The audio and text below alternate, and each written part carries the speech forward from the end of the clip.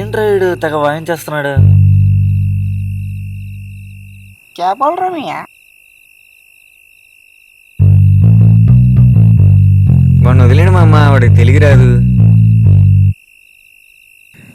హే, కొట్టాడ్రా మా వాడు. ఏం కొట్టాడ్రా? ఫాస్టెస్ట్ 50 crores కలెక్షన్ బే. మావాడు ఫ్లాప్ సినిమాకే ఎప్పుడో కొట్టాడు. మీరు ఇంకా 50 100 దగ్గర ఉన్నారేంట్రా? మా వాడు ఇంటర్నేషనల్ లెవెల్ 150 crores. మీ వాడు ఎంత మావా? 150 మామ. 150. మీ వాడు ఎంత మావా?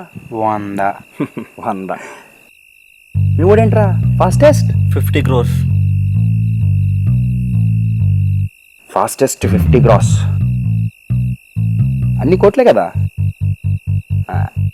100, 150, 200. 2,25,000 కోట్లు ఇక్కడ కలెక్షన్. ఏంటి అర్థం కాలేదా? మనకి జన్మకు అర్థం కాదు. ఒకవేళ అర్థమైనా పెద్దగా పట్టించుకోం కదా.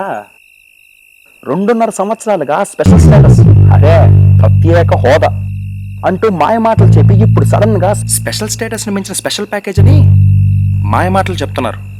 అది ఎప్పుడు వస్తుందో తెలియదు, అసలు వస్తుందో రాదో తెలీదు, వచ్చినా మన దాకా చేరుతుందో లేదో తెలీదు. మామా అసలు మనకు కావాల్సింది ఏంటని ఎప్పుడన్నా ఆలోచించారా?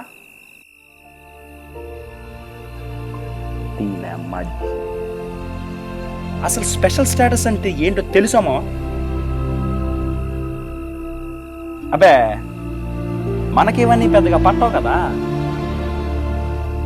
మామా మీ అన్న బీటెక్ కంప్లీట్ చేసి ఎన్నేళ్ళయిందిరా? 3 years. అంటే 3 ఏళ్ల నుంచి ఖాళీగా. ఒక సర్వే ప్రకారం ఇండియాలోని యంగ్స్టర్స్ లో 5 మంది ప్రతి నెల మావోయిస్ట్ లో కలిసిపోతున్నారు తెలుసా.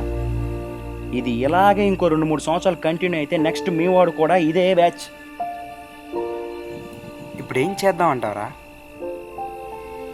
స్పెషల్ స్టేటస్ మావా. స్పెషల్ స్టేటస్ వస్తే కంపెనీలు వస్తాయిరా, కంపెనీలు వస్తే జాబులు వస్తాయిరా, జాబులు వస్తే మన బతుకులు బాగుపడతాయి మావా.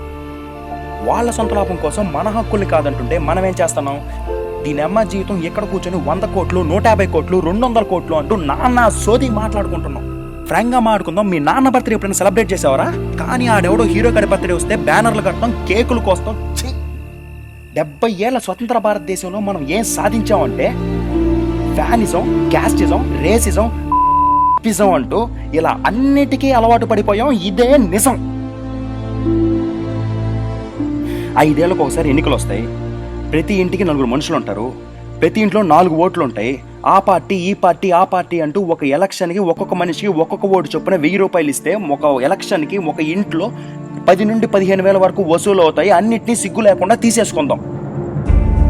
ఆడాళ్ళకి చీరలు, మగాళ్ళకు లుంగీలు, వాళ్ళకి బిందెలు, వీళ్ళకి బాటిళ్ళు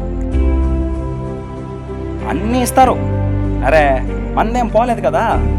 సీదా వెళ్ళి ఎక్కడ పడితే అక్కడ బాగా గుద్దేసి వద్దాం. ఎప్పుడు ఇలాగే ఉండిపోదాం. మనల్ని బాగు చేయడం ఎవడి వల్ల కాదు. మన తాతలు అలాగే బతికారు, మన నాన్నలు ఇలాగే బతికారు, మనము ఇలాగే బతుకుతున్నాం. బతుకుదాం, బతుకుదాం. చీదీనమ్మా చీది. మన కోపాలకి, మన ద్వేషాలకి ఒక అర్థం ఉండి, మన భావాలకి, భావోద్వేగాలకి ఒక ఆలోచన ఉంటే మన జాతి ముందుకెళ్తుంది, మనం ముందుకెళ్తాం. లేదా మనకు లేని కారణాలు చెప్పు, రకరకాల కారణాలు పెట్టుకొని కొట్టుకుంటూ చచ్చిపోదాం.